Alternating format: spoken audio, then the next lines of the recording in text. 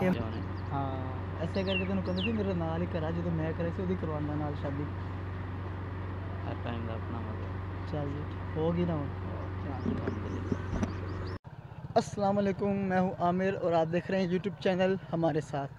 उम्मीद करता हूं कि आप ठीक ठाक और खैरियत व आफियत के साथ होंगे। आज का ब्लॉग शुरू करने से पहले अगर अभी तक आपने हमारे चैनल को सब्सक्राइब नहीं किया तो भाई चैनल को सब्सक्राइब कर लो। अगर आप चैनल को सब्सक्राइब करेंगे तो ऐसी वीडियोस आपको देखने को मिलेंगी जो मैं आपके लिए बनाता हूँ। तो आज हम जा रहे हैं शादी में, जो करीबी गाँव है, इंशाल्लाह आपको उसका इंट्रोड्यूस करवाऊँगा। शादी में जाने से पहले रास्ते में हमें एक स्विमिंग पूल नज़र आ गया जो हमारे करीबी दोस्त का है। उस स्विमिंग पूल को आपको इसलिए दिखा रहा हूँ क्योंकि चंद दिन बाद तो रमज़ान शुरू हो जाएगा। रमज़ान के महीने के बाद जैसे गर्मी और अपने अरूज पर आएगी तो हम उस स्विमिंग पूल पर नहाने के लिए आया करेंगे। सामने ये स्विमिंग पूल मैं अब आपको दिखाता हूँ। अब तो फ़िलहाल सूखा हुआ है, ज़रूरत नहीं है क्योंकि अब गंदम की कटाई चल रही है तो फसल को पानी की भी ज़रूरत नहीं है, वरना फसल को पानी हर वक्त देना ही पड़ता है। उस वजह से हमारा स्विमिंग पूल भी पानी से भरा ही हुआ होता है। यह जी हमारा स्विमिंग पूल, इसमें 3 किस्म के होती हैं, मतलब 3 किस्म के पूल हैं। ये छोटा पूल है छोटे बच्चों के लिए, जैसे कि 6 से 8-10 साल के लिए। फिर ये बड़ा पूल है 10-12-14 साल के लिए। फिर उसके बाद ये सबसे बड़ा पूल है जहाँ हर साइज़ का बंदा नहा सकता है। ये सामने स्विमिंग पूल है हमारा, अल्हम्दुलिल्लाह बहुत ही प्यारा और बहुत ही बड़ा स्विमिंग पूल है।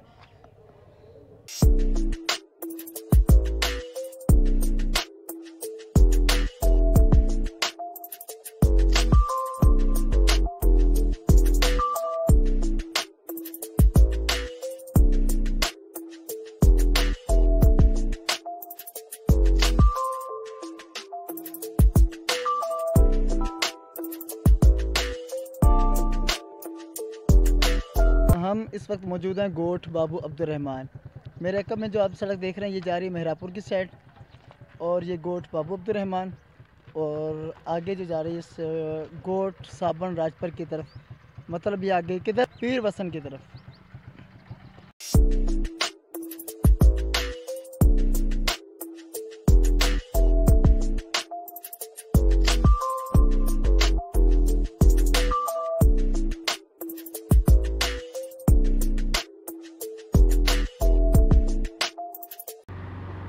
हर टाइम का अपना मजा। चलिए होगी ना अल्हम्दुलिल्लाह।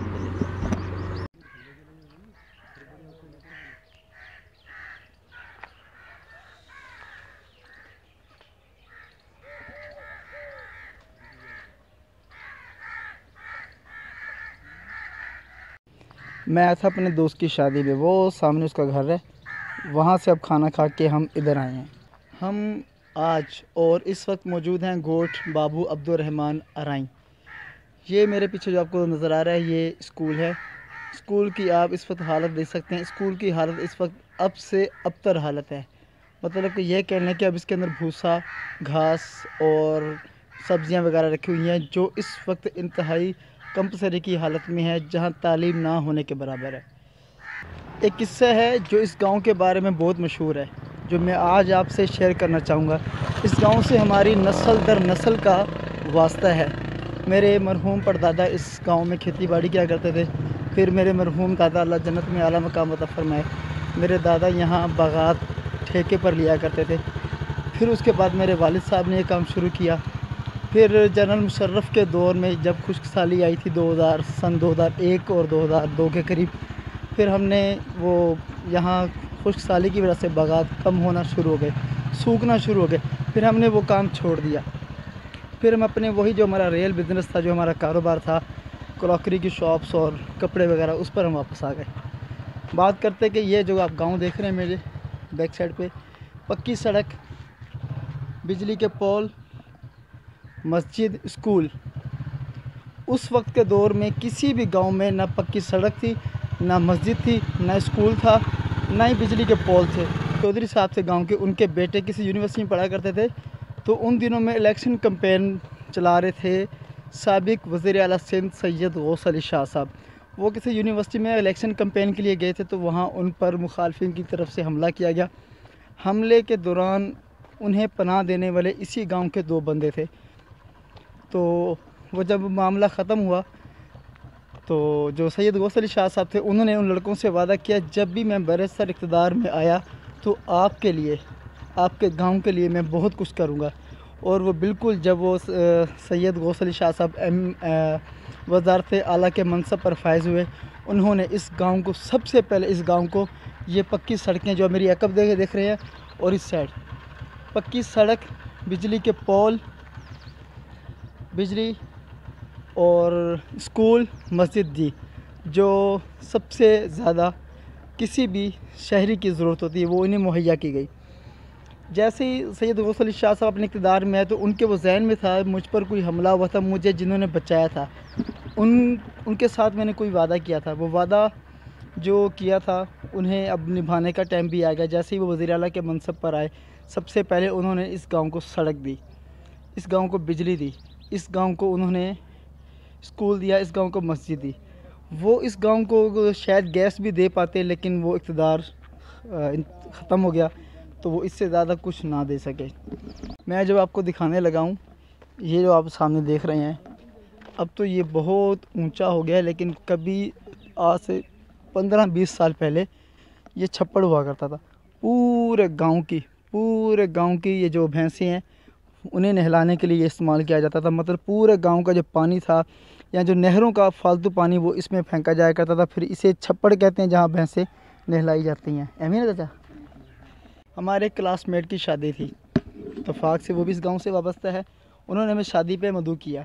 हम शादी पे आए तो वो अचानक मेरे जहन में वो किस्सा, वो वाक़या याद आ गया जो इस गांव की हकीकत है, इस गांव की तारीख़ है, इस गांव की दास्तान है कि कैसे किसी की मदद करने से नेकी रायगा नहीं जाती।